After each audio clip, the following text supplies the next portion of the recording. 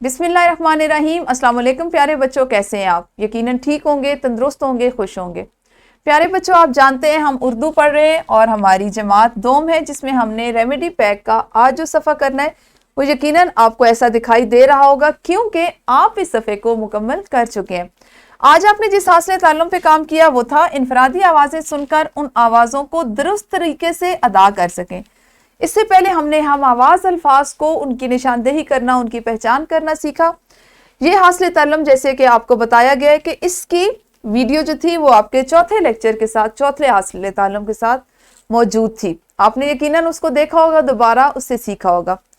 ہم بات کرتے ہیں کہ آپ نے اسے کیسے مکمل کیا ہوگا۔ سب سے پہلے یقیناً آپ نے اس جملے کو مکمل کیا ہوگا اور پھر سرگرمیاں آپ نے جو کرنی تھی وہ یہ تھی کہ آپ کے پاس مختلف حروف دیے گئے ہیں۔ آپ کے والدین نے ان حروف کو بولنا تھا، آپ نے ان اصوات کو پہچانا ہوگا اور ان کو پہچان کر ان سے اصوات کو پہچانتے ہوئے، حروف کو پہچانتے ہوئے آپ نے الفاظ بنائے ہوں گے۔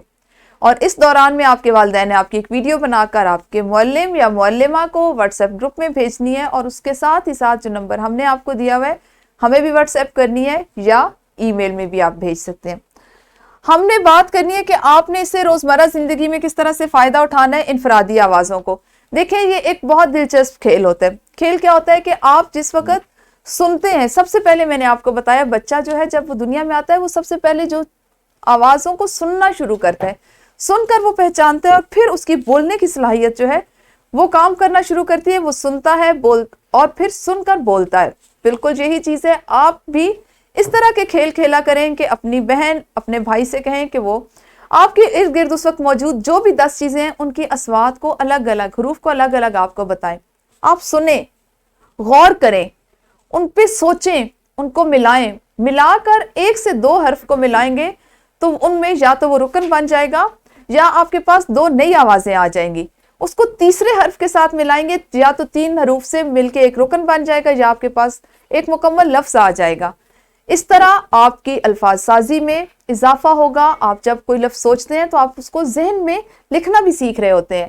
کوشش کیا کریں اس طرح کی سرگرمیاں روزمرہ زندگی میں کریں، ارد گرد کے ماحول سے ان کو منسلک کریں اور ارد گرد کے ماحول سے جوڑتے ہوئے ان پہ کام کریں۔